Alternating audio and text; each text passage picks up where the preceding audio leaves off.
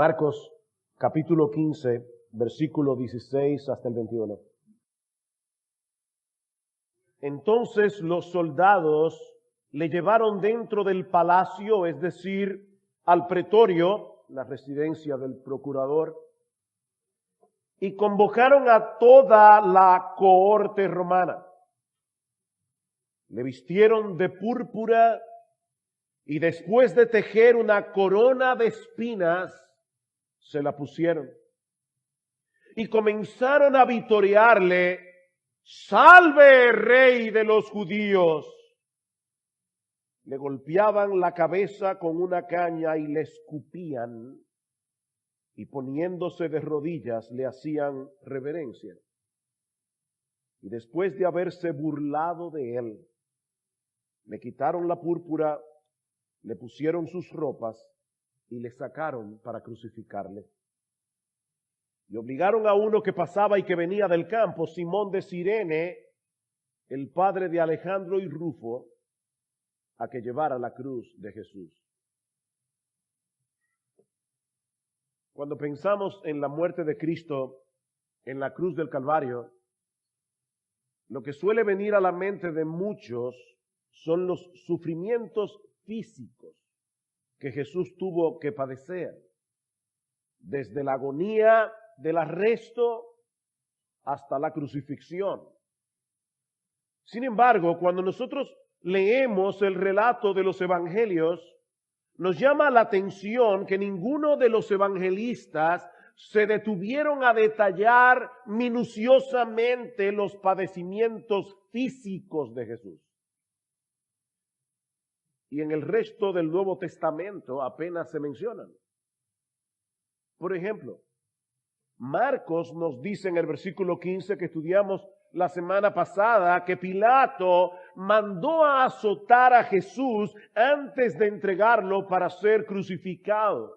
Los romanos eran particularmente crueles al aplicar este tipo de castigo, para el que usaban un látigo hecho con tiras de cuero en las que se insertaban pedazos de metal y de huesos puntiagudos manejados por un experto que sabía cómo causar el mayor daño y el mayor dolor.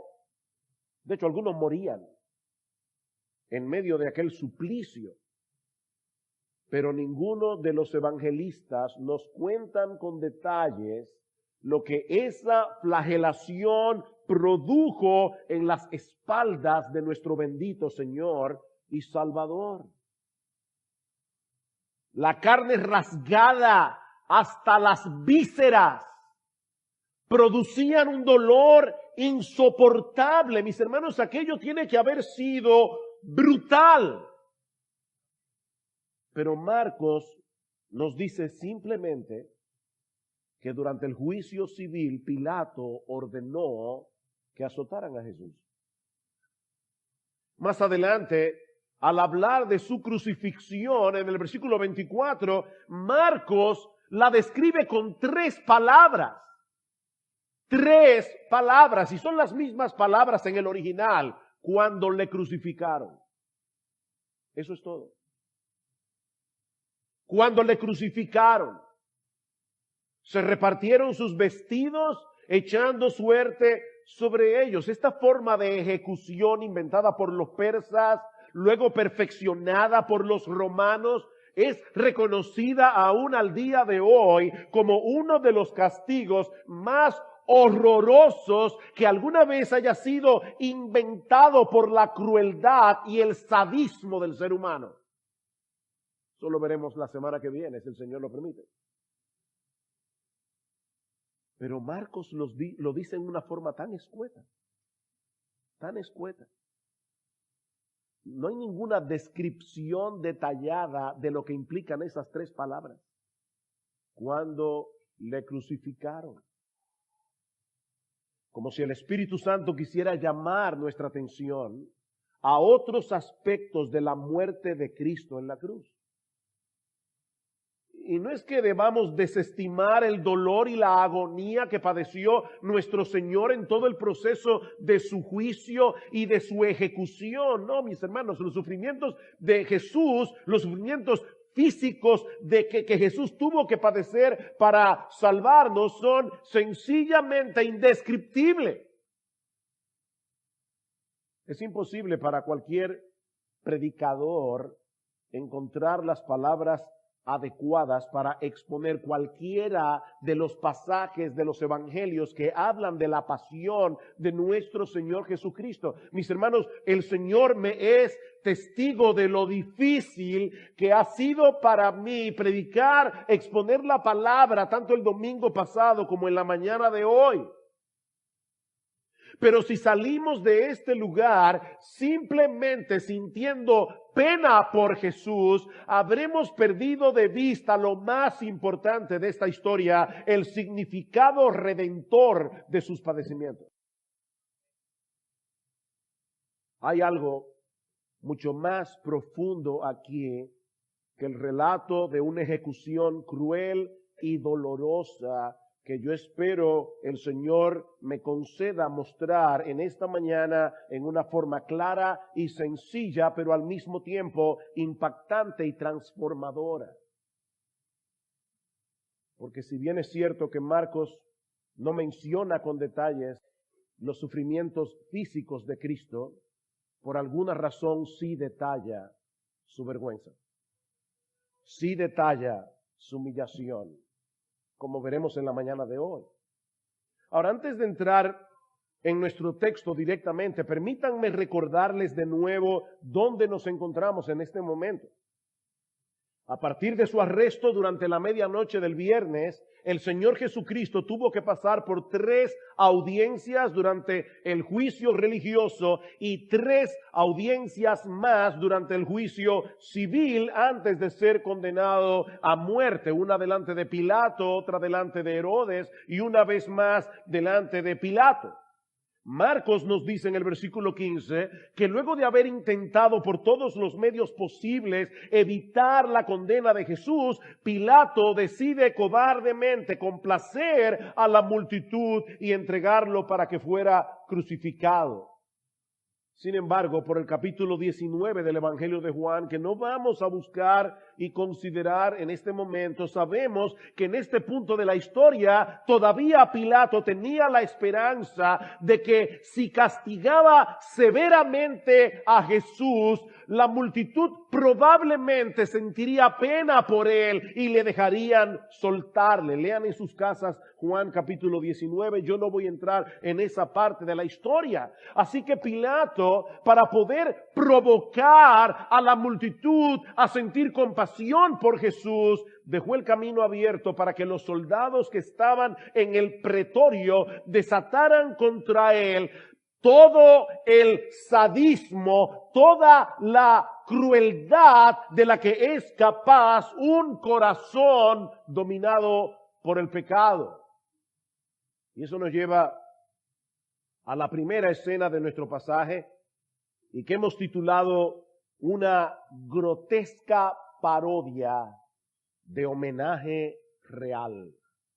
Una grotesca parodia de homenaje real. Marcos nos dice en el versículo 16 que los soldados tomaron a Jesús, lo llevaron de nuevo al palacio, es decir, al pretorio, muy probablemente al patio del palacio, de la residencia del procurador, y una vez allí convocaron a toda la cohorte romana. La cohorte era una unidad militar compuesta por 600 soldados, el 10% de una legión que estaba compuesta por 6,000 soldados. Y aunque es muy probable que esa cohorte en el pretorio no estuviera completa, debemos suponer que el número de soldados que estaban custodiando el palacio durante la fiesta de la Pascua debía ser considerablemente alto. Ya hemos dicho que Jerusalén era un hervidero de gente durante el tiempo de la Pascua y que el nacionalismo judío estaba a flor de piel. Ellos necesitaban un contingente militar que pudiera sofocar cualquier rebelión entre los judíos. Estos soldados eran reclutados fuera de Palestina y de manera intencional, para que no tuvieran ninguna atadura emocional con los judíos.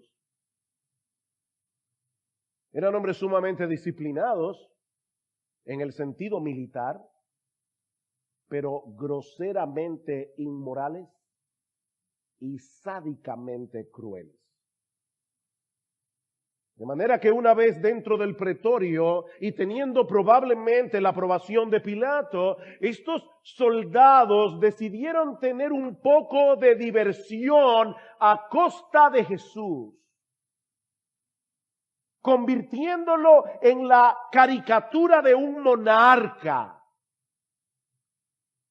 Así que llamaron a todos los soldados que estuvieran disponibles en el palacio para llevar a cabo una grotesca parodia de coronación real.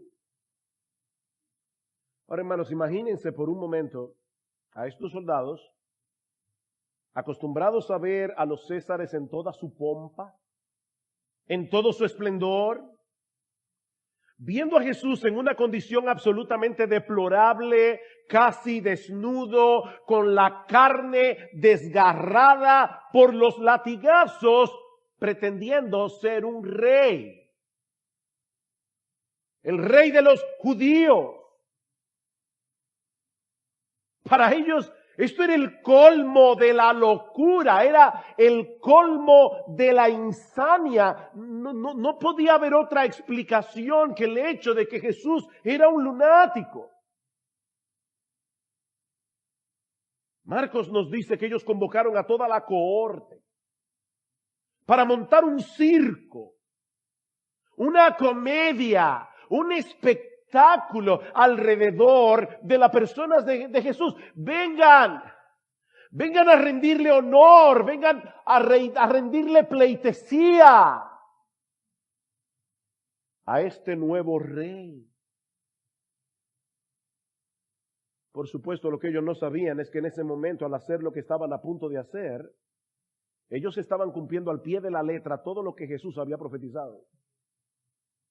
Marcos 10, aquí subimos a Jerusalén y el Hijo del Hombre será entregado a los principales sacerdotes y a los escribas y le condenarán a muerte y le entregarán a los gentiles y se burlarán de él y le escupirán, lo azotarán y le matarán y 3 días después resucitará. Cada detalle de esta profecía se cumplió punto por punto. La burla, la humillación, los latigazos, la muerte y la resurrección. Marcos nos dice que lo primero que ellos hicieron fue vestirle con un manto de púrpura, el color de la realeza. Mateo nos dice en el texto paralelo que primero le desnudaron y luego pusieron sobre él un manto escarlata. Este era muy probablemente el manto de algún soldado que con el paso del tiempo y por la acción del sudor se fue descolorando hasta adquirir ese tono purpúreo que lo hacía perfectamente apropiado para la diabólica diversión de los soldados.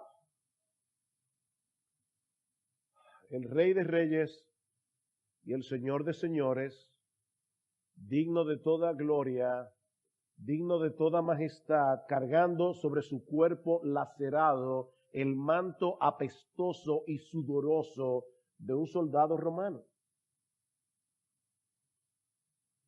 Y para completar la parodia, uno de ellos encontró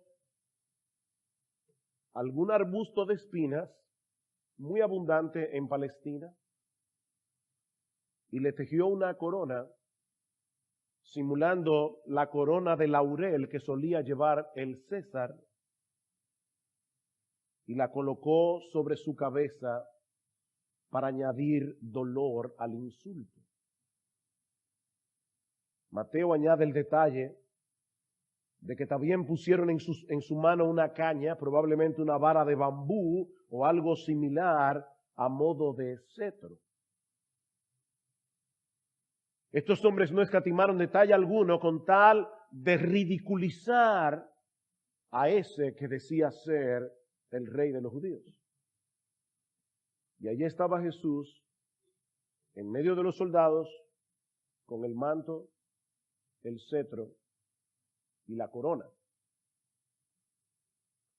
Pero la parodia apenas comenzaba. En los versículos 18 y 19, Marcos describe el homenaje que los soldados comenzaron a tributarle a Jesús luego de haberlo disfrazado de rey.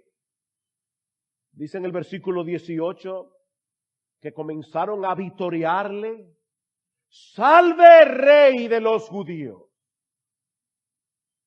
Era típico en esos días que los súbditos saludaran al nuevo rey recién instalado en el trono con palabras muy similares a las que los soldados están usando aquí. Era una señal de aceptación y de sumisión a este nuevo rey. La palabra salve es un imperativo que significa regocijaos. Te saludamos con regocijo, oh rey de los judíos, y nos postramos delante de ti en humilde adoración y sumisión.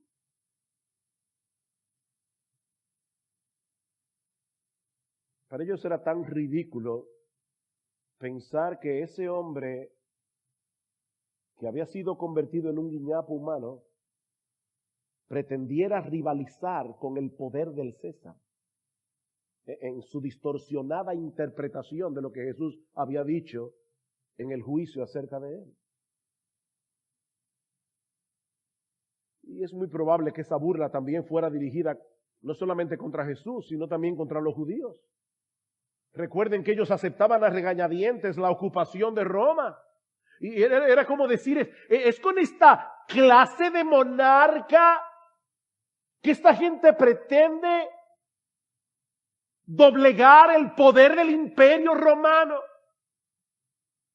¿Es con este rey de los judíos? ¿Es con esta clase de rey? Y tal parece que a medida que aumentaban las burlas, así aumentaba en ellos la crueldad, el sadismo y el desprecio hacia la persona de Jesús. Versículo 19. Le golpeaban la cabeza con una caña y le escupían poniéndose de rodillas, y poniéndose de rodillas le hacían reverencias. Los tres verbos que Marcos usa aquí se encuentran en tiempo imperfecto, y eso indica que se trataba de acciones continuas. Una y otra vez, esta turba de soldados enardecida, tal vez 200, 300 soldados, golpeaban y escupían a Jesús, un símbolo universal de desprecio, mientras hacían reverencias de rodillas delante de él. No sabemos por cuánto tiempo el Señor fue sometido a esta retorcida y perversa diversión. Pero después de haber saciado su crueldad, dice Marcos que le quitaron el manto de púrpura para sacarlo de nuevo ante la multitud. Versículo 20 dice que después de haberse burlado de él, le quitaron la púrpura, le pusieron sus ropas y le sacaron para crucificarlo. Mis hermanos, no hay palabras apropiadas para describir la agonía, la vergüenza, la humillación que nuestro Señor Jesucristo tuvo que padecer para salvarnos. ¿Hasta qué punto estuvo dispuesto a descender en su humillación al permitir ser tratado como una escoria humana, como el peor de los criminales? Es difícil imaginar el estado en que quedó Jesús después de ese suplicio, aún antes de llegar a la crucifixión. Su cabeza coronada de espinas que se hundían en su sien, mientras los soldados le golpeaban con furia con la caña que habían puesto en su mano, la sangre corriendo a borbotones sobre su rostro, mezclada con la saliva de cientos de soldados que le escupían en la cara. Y todo eso mientras se postraban arrodillados delante de él para reverenciarle. Y sin echar a un lado el dolor punzante que debía haber en el corazón de Jesús al exponerse a un cuadro tan grotesco de la condición del hombre en su estado caído. Miren, mis hermanos, es horroroso pensar que un ser humano cualquiera tenga que experimentar semejante humillación. Pero es 1000 veces más horroroso imaginar al Hijo de Dios siendo avergonzado y despreciado de ese modo. Ayer le decía a mi esposa que estudiando este pasaje vino a mi mente cuando los amigos de Job lo vieron en ese estado. Recuerdan al final del capítulo 2. Dice que se sentaron en el suelo con él por 7 días y 7 noches, sin que nadie le dijera una palabra, porque veían que su dolor era muy grande. Y yo me pregunto, ¿cómo deberíamos nosotros exponernos a un pasaje como este? Miren, hermanos, debemos orar de verdad que el Señor sensibilice nuestro corazón. Si hay algo que me ha golpeado el alma en estos días, es que yo creo que yo no siento todo lo que debería sentir, ni experimento todo lo que debería experimentar al estudiar un pasaje como este. Pero como decíamos al principio, este relato no se escribió para que sintamos pena por Jesús. No, mis hermanos, este relato se escribió para que podamos tener un mejor entendimiento del Evangelio. Para que podamos entender lo que Dios estuvo dispuesto a hacer para perdonar a pecadores culpables y mantener intacta su justicia. El Salvador de los pecadores tenía que sustituirnos en todo, aún en la vergüenza y en la humillación que merecen nuestros pecados. Somos nosotros los que merecemos que Dios nos escupa en el rostro por causa de nuestros pecados. Jesús tuvo que sustituirnos en esa humillación. Como dice Juan Carlos Ray, hay un profundo significado en cada jota y cada tilde de sus sufrimientos. Todos fueron notables símbolos de verdades espirituales. Mis hermanos, quizás no hay ningún otro pasaje de las Escrituras que interprete con más precisión lo que sucedió ese viernes en la mañana que la profecía de Isaías 53. Escrita 700 años antes del nacimiento de Jesús, fue despreciado y desechado de los hombres, varón de dolores y experimentado en aflicción. Y como uno de quien los hombres esconden el rostro, fue despreciado y no lo estimamos. Ciertamente Él llevó nuestras enfermedades y cargó con nuestros dolores. Con todo, nosotros le tuvimos por azotado, por herido de Dios y afligido, mas Él fue herido por nuestras transgresiones, Él fue molido por nuestras iniquidades, el castigo por nuestra paz cayó sobre Él y por sus heridas hemos sido sanados. Todos nosotros nos descarriamos como ovejas, nos apartamos cada cual por su camino, pero el Señor hizo que cayera sobre Él la iniquidad de todos nosotros. en última instancia, no fue por la voluntad de Pilato, ni fue por la voluntad de los líderes religiosos de Israel que Cristo sufrió lo que sufrió. El Señor hizo que cayera sobre Él la iniquidad de todos nosotros. Fue la voluntad de Dios el Padre, y por supuesto fue también la voluntad de Dios el Hijo. Él vino voluntariamente a cargar con nuestra culpa y a cargar con nuestra vergüenza.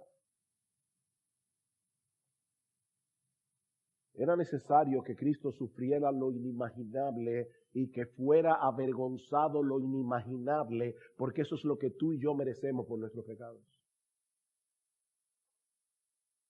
De hecho, no fue por casualidad que Jesús fuera coronado con una corona de espinas. Eso no fue por casualidad. Dice en Génesis capítulo 3, versículo 18, que fue como producto de la caída del hombre que la tierra produjo espinos y caldos. Eso fue parte de la maldición que vino sobre la tierra por causa de nuestros pecados. Las espinas son un recordatorio de que nosotros vivimos en un planeta que está maldito por causa del pecado del hombre. Y fue precisamente a cargar con nuestra maldición que Cristo vino al mundo.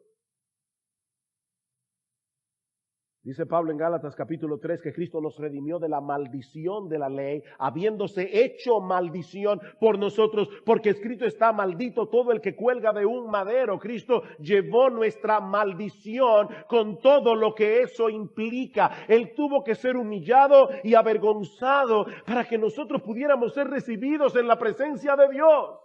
Él tuvo que ser desnudado para que ahora nosotros podamos ser vestidos con el manto de su justicia perfecta. Él tuvo que ser coronado con una corona de espinas para que nosotros podamos recibir delante de Dios una corona de gloria.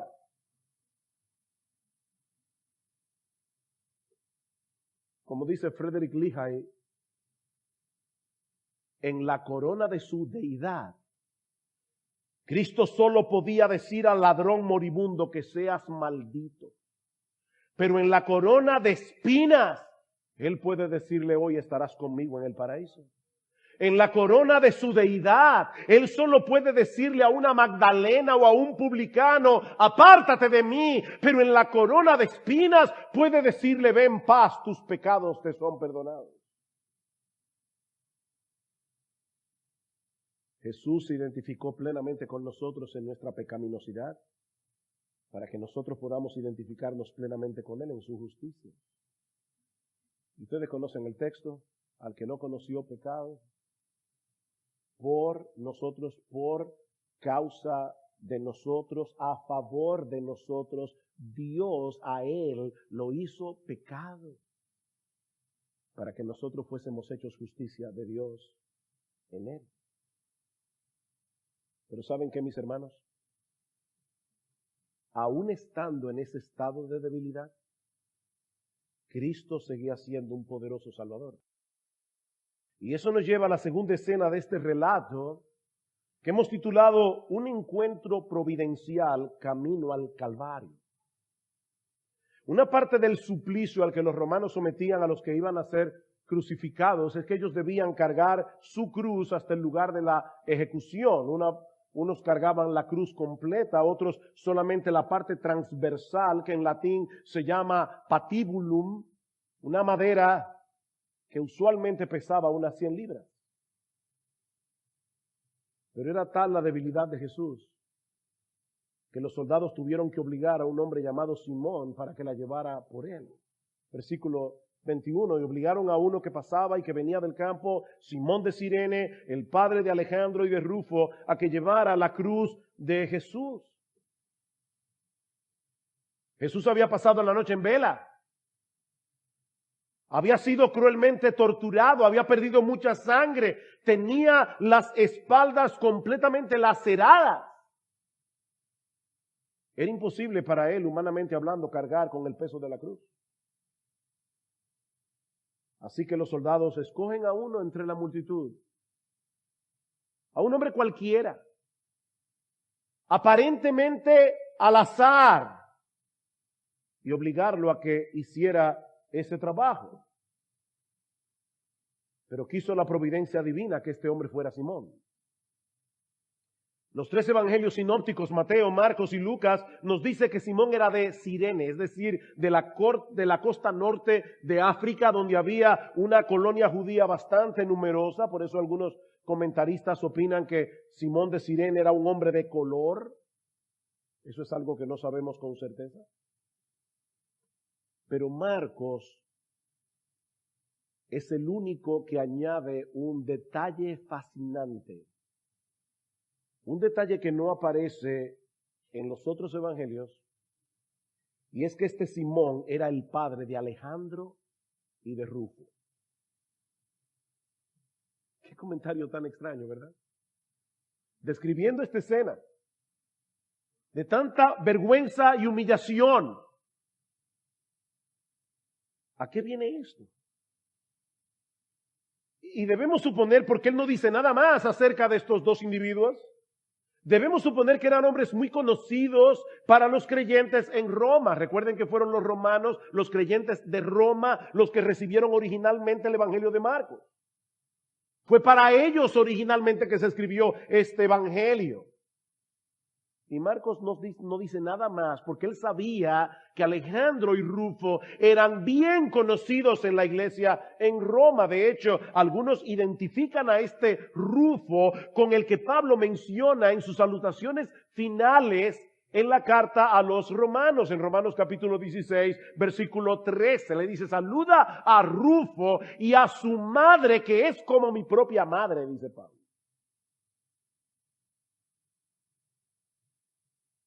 Mis hermanos, Dios usó este encuentro providencial para que el evangelio llegara a esa familia.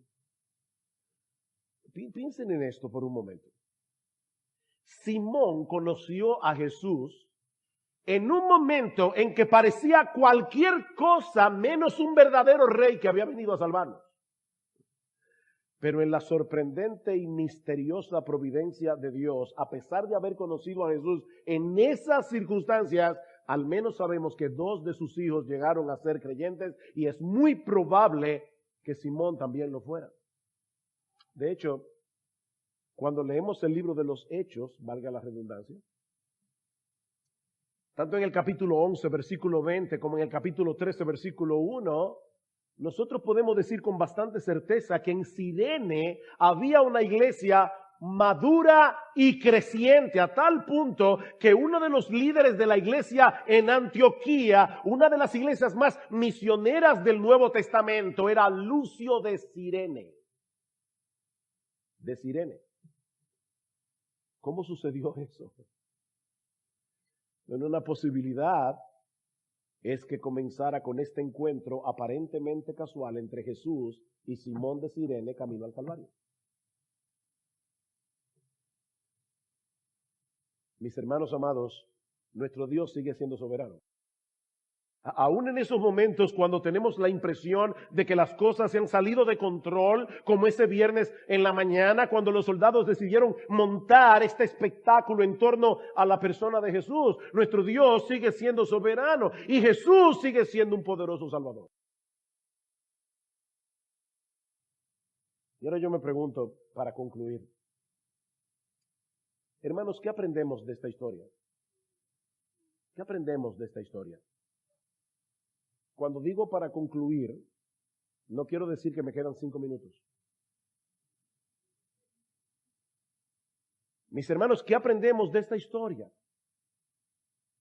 ¿Cómo debemos reaccionar al exponernos a un relato como este de los evangelios, de lo que sucedió en ese momento previo a la crucifixión de nuestro Señor Jesucristo? ¿Cómo deberíamos nosotros reaccionar?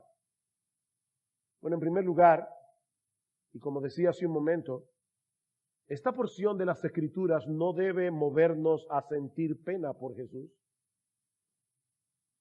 sino más bien a adorarle con reverencia y gratitud por su determinación a soportar con paciencia esta vergonzosa humillación por amor al Padre y por amor a los suyos.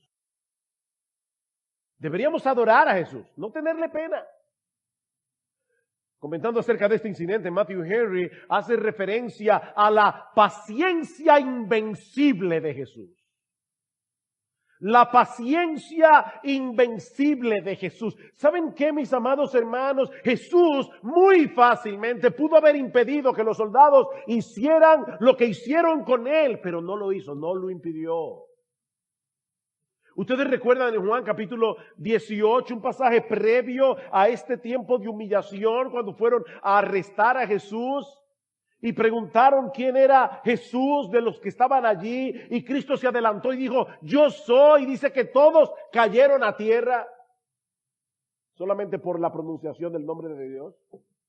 Y cuando el apóstol Pedro le dijo al Señor, Señor, ¿heriremos a espada? ¿Qué le dice Cristo? Pedro, guarda esa espada. Tú no sabes que yo puedo pedirle al Padre y Él mandaría 12 legiones de ángeles para que me defiendan. Él pudo haber impedido que los soldados romanos montaran esta comedia, pero no lo hizo. Jesús soportó con paciencia que se burlaran de él. Jesús soportó que lo azotaran cruelmente. Soportó que lo coronaran de espinas, que le escupieran en el rostro y que le dieran de bofetadas. ¿Sabes por qué? No fue por debilidad de carácter, fue por una poderosa determinación a asumir nuestra culpa y nuestra vergüenza. Una poderosa determinación. Así que antes que sentir pena por Jesús, más bien deberíamos postrarnos en asombro y admiración al ver tal despliegue de su gloria, manifestada en esa paciencia invencible de nuestro bendito Señor y Salvador.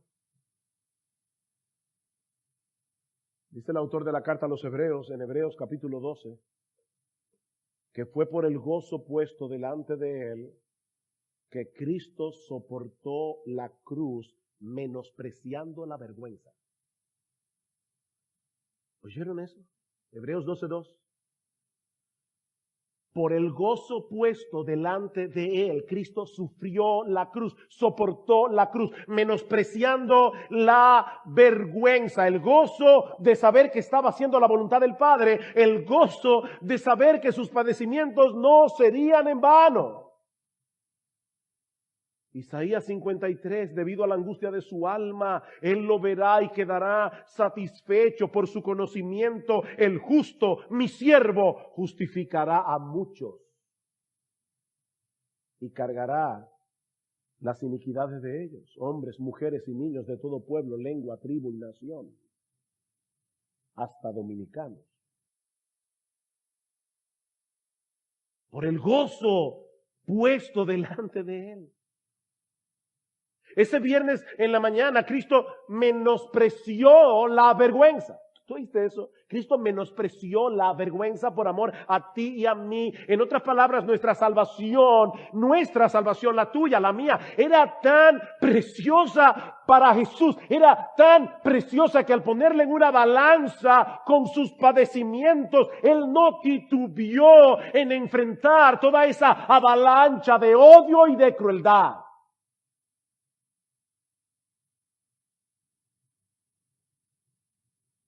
No sientas pena por Jesús. Póstrate más bien en profunda reverencia y gratitud por lo que Él estuvo dispuesto a soportar para salvarnos. No es de extrañar cómo Pablo dice, el amor de Cristo nos constriñe. El amor de Cristo nos constriñe pensando esto, que si uno murió por todos, luego todos murieron. Y por todos murió para que los que viven ya no vivan para sí. Tú dices ser cristiano. Cristo murió por ti para que tú no vivas para ti. Si no, por favor, no digas que tú eres cristiano. Cristo murió por ti para que tú no sigas viviendo para ti.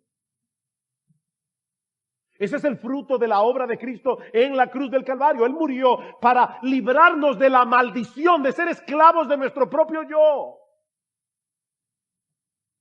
Por todos murió para que los que viven ya no vivan para sí. Pero este relato nos enseña también cómo debemos esperar en Dios en medio de la vergüenza y la humillación. Este pasaje nos enseña cómo debemos esperar en Dios en medio de la vergüenza y la humillación. Esa es la aplicación que el apóstol Pedro nos presenta en su primera carta, pensando en un pasaje como este que acabamos de leer y de estudiar. Dice el apóstol Pedro en el capítulo 2 de su carta, pues ¿qué mérito hay si cuando pecáis y sois tratados con severidad, lo soportáis con paciencia? ¿Hay algún mérito en eso? No. Pero si cuando hacéis lo bueno sufrís por ello y lo soportáis con paciencia, oye bien, tú haces lo bueno y aún así tienes problemas. Tú haciendo lo bueno te acarreas maldición de aquellos que probablemente son beneficiados por tu bondad. ¿Qué debes hacer? Dice, cuando lo soportas con paciencia, esto haya gracia delante de Dios. Y ahora escucha, cristiano, nacido de nuevo, regenerado por la gracia. Cristiano, escucha, porque para este propósito habéis sido llamados. O sea, tú fuiste llamado para salvación y fuiste llamado a sufrir injustamente. Para eso fuiste llamado. Pues también Cristo sufrió por vosotros, dejándoos ejemplo para que sigáis sus pisadas, el cual no cometió pecado, ni engaño alguno se halló en su boca, y quien cuando le ultrajaban, él no respondía ultrajando, cuando padecía, no amenazaba, sino que se encomendaba a aquel que juzga con justicia.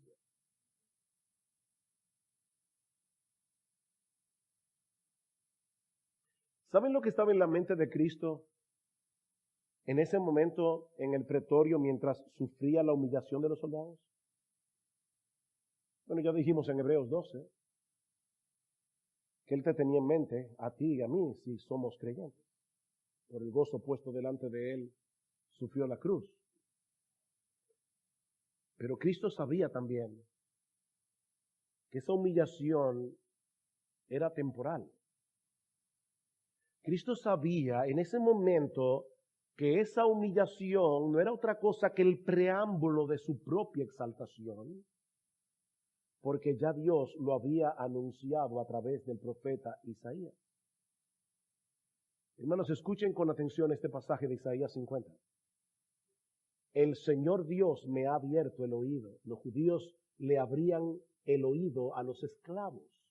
Y Jesús está diciendo aquí proféticamente, yo voy a venir al mundo como un siervo, como el siervo sufriente de Jehová. Voluntariamente voy a someterme como un siervo. Y no fui desobediente ni me volví atrás, aún sabiendo de antemano lo que iba a costarme el ser obediente al Padre Celestial. Di mis espaldas a los que me herían. Yo di mis espaldas a los que me herían y mis mejillas a los que me arrancaban la barba. No escondí mi rostro de injurias ni de esputos. Y si para alguien esta palabra es extraña, el esputo es la flema que sale cuando tú tienes catarro. Yo no escondí mi rostro de injurias y de esputos. ¿Saben por qué? El Señor Dios me ayuda. Por eso no soy humillado. Por eso como pedernal he puesto mi rostro y sé que no seré avergonzado. Cristo fue humillado en el pretorio y luego más humillado aún en el Calvario. Pero 3 días más tarde Dios el Padre hizo una potente declaración al levantarlo de los muertos. Como dice Pablo en Romanos capítulo 1 versículo 4, Él fue declarado Hijo de Dios con poder en la resurrección. Él encomendó su causa a Dios, sabiendo, mi amado hermano, que Él no sería avergonzado. Y Pedro dice en su primera carta, sigan ese ejemplo. Es exactamente lo mismo que nosotros vemos en Filipenses capítulo 2. Haya pues en vosotros este sentir, esta forma de pensar que hubo también en Cristo Jesús, el cual siendo igual a Dios no estimó como cosa que aferrarse el ser igual a Dios, sino que se despojó a sí mismo tomando forma de siervo y haciéndose semejante a los hombres, se hizo obediente hasta la muerte y muerte de cruz. Cristo se humilló, se humilló, se humilló, se humilló. Y Pablo dice, hagan exactamente eso mismo. Así que mi hermano, la próxima vez que tú te encuentres a ti mismo pensando que hay alguna humillación que tú no puedas ni tengas que soportar, mira a Cristo en el pretorio. Mira a Cristo en el Calvario.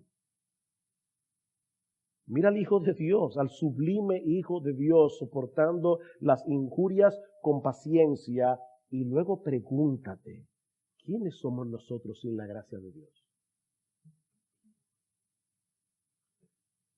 Yo no quiero ser ofensivo en esta mañana, pero quiero ser claro. Lo que estoy preguntándote es, ¿quién te crees tú que eres? De verdad, mira al Hijo de Dios. Mira al Hijo de Dios escupido, ensangrentado, lacerado. ¿Quién te crees tú que eres?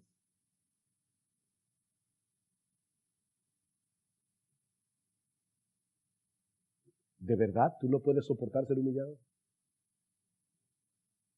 ¿De verdad tú no puedes soportar ser avergonzado?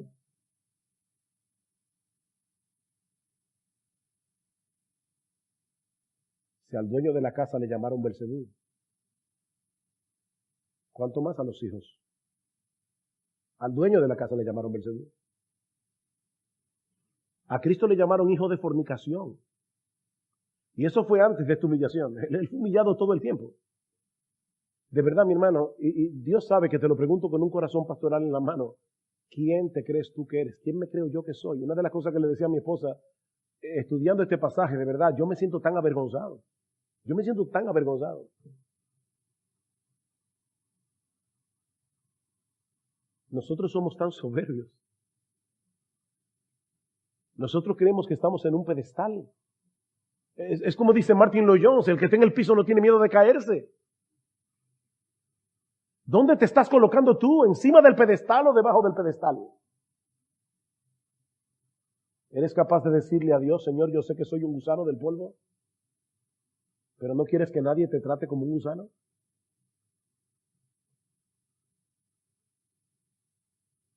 Porque a Cristo lo trataron como un gusano.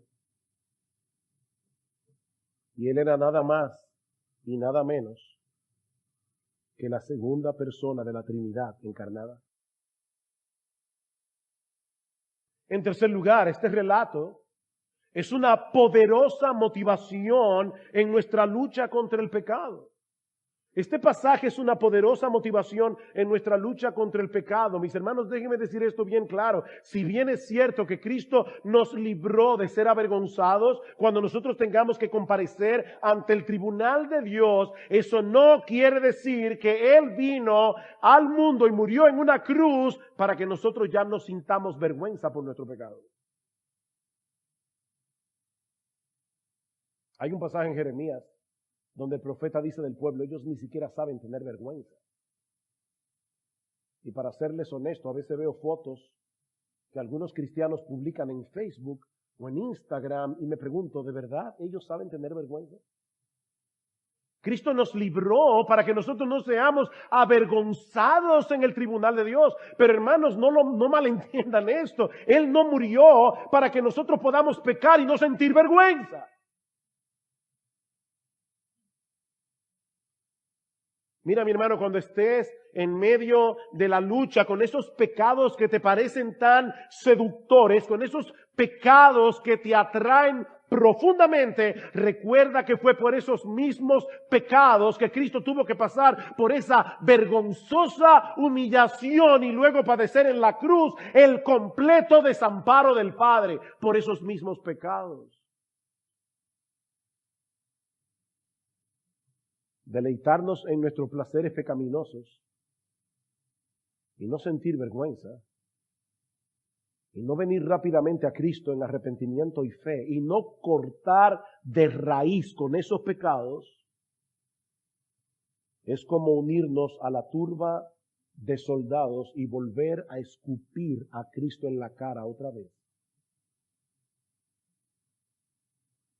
Porque cada gramo de saliva que corrió por el rostro de Jesús fue por causa de tus pecados, fue por causa de mis pecados. Cada gramo de saliva que Él tuvo que soportar.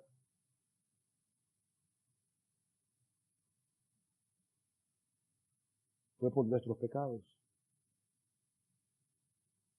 Oh, mis hermanos, de verdad debemos orar que el Señor nos ayude a ver nuestros pecados a la luz de los sufrimientos de nuestro Salvador, para que en vez de coquetear con ellos, tomemos la determinación de darle muerte a nuestros pecados en dependencia del Espíritu de Dios.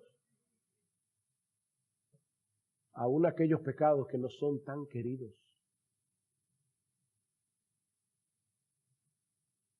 Y finalmente,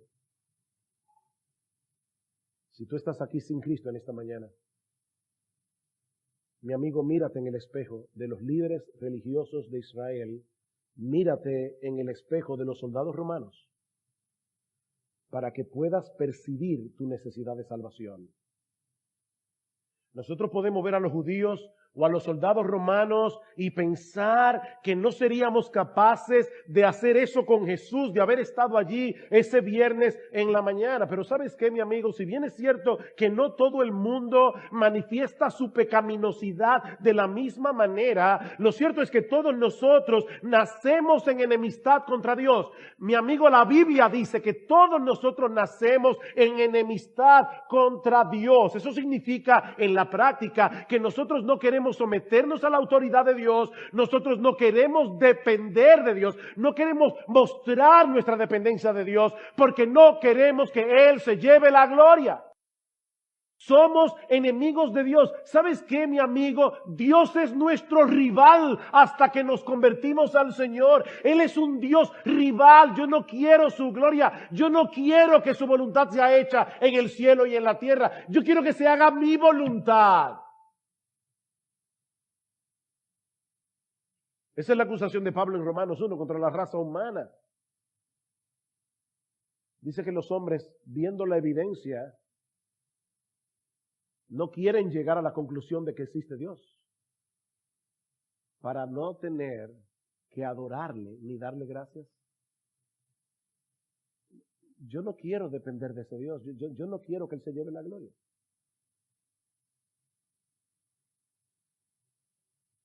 Dios es nuestro rival hasta que venimos a Cristo en arrepentimiento y fe. Ahora, mi amigo, no olvides, mi amigo, que esa humillación de Cristo fue temporal. Esa humillación fue el paso previo de su exaltación. Dice la Escritura que por causa a esa disposición a humillarse hasta lo sumo, Dios también lo exaltó hasta lo sumo y le confirió el nombre que es sobre todo nombre, para que al nombre de Jesús se doble toda rodilla de los que están en los cielos y en la tierra y debajo de la tierra, y toda lengua confiese que Jesucristo es el Señor, para gloria de Dios el Padre. Esas rodillas que se doblaron para burlarse de Él, algún día tendrán que doblarse una vez más. Esas bocas que escupieron a Jesús en el rostro, algún día serán obligadas a confesar que Jesucristo ciertamente es el Rey del universo, pero ya no habrá oportunidad de arrepentirse.